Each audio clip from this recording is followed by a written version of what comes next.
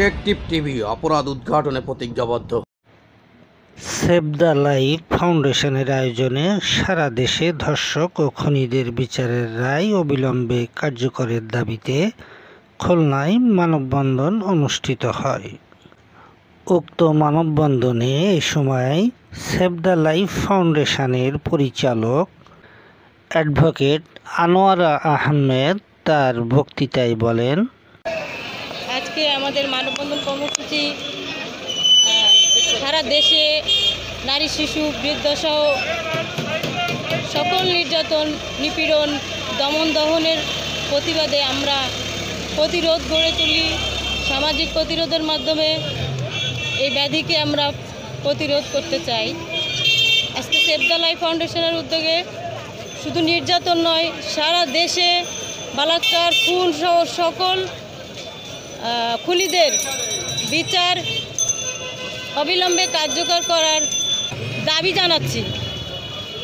যারা বিচারের আওতায় আসেনি তাদেরকে বিচারের আওতায় এনে, আর যারা বিচারের আওতায় আছে তাদেরকে শাস্তি দিয়ে আমরা সামাজিক এই ব্যাধি থেকে মুক্তি আশা করছি। আজকে মানববন্ধন কর্মসূচি সবাই যারা অংশগ্রহণ করেছেন সবাইকে ধন্যবাদ। এ সময়ে খুলনা আইনজীবী সমিতির সভাপতি অ্যাডভোকেট সাইফুল ইসলাম তার প্রধান অতিথির বক্তৃতায় বলেন, পার্লামেন্ট চলমান না থাকার ফলে সেটি রাষ্ট্রপতির অনুমোদন ক্রমে গেজেট আকারে প্রকাশিত করেছেন। সর্বোচ্চ শাস্তি যাবজ্জীবন থেকে মৃত্যুদণ্ড পর্যন্ত শাস্তি দেওয়া হয়েছে এবং সম্পদ বাজেয়াপ্ত করার মতো একটি আইনও এখানে করা হয়েছে।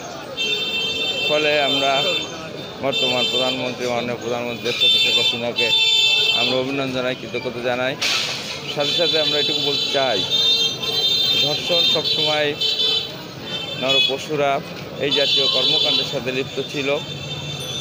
এখন এই বিষয়টিকে আমরা মিডিয়া সারা দেশে যেভাবে সক্রিয়, সজাগ, সেই কারণে এটি দৃশ্যমান হয়েছে বেশি।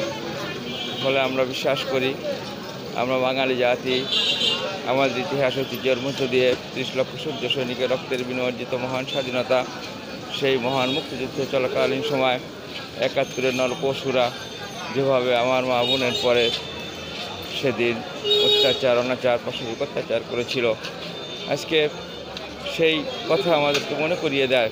সেই অনাচারের কথা, অত্যাচারের কথা, ঘর থেকে আবার বোনকে ধরে নেয়, আমার মাকে নিয়ে যাওয়া। আজকে সেই কারণে স্বাধীন বাংলাদেশ এই কার্যক্রমের আমরা কোনো অবস্থাতে পুনরাবৃত্তি চাই না।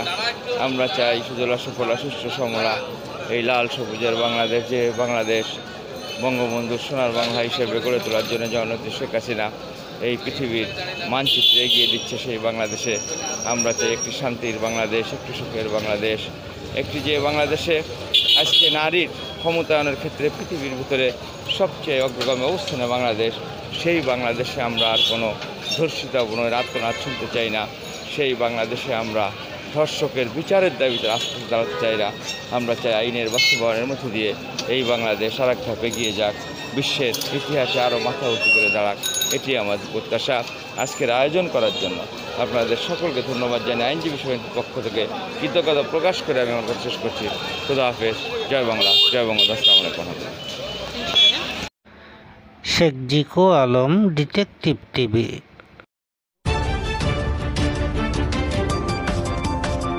ডিটেকটিভ টিভি অপরাধ উদ্ঘাটনে প্রতিজ্ঞাবদ্ধ।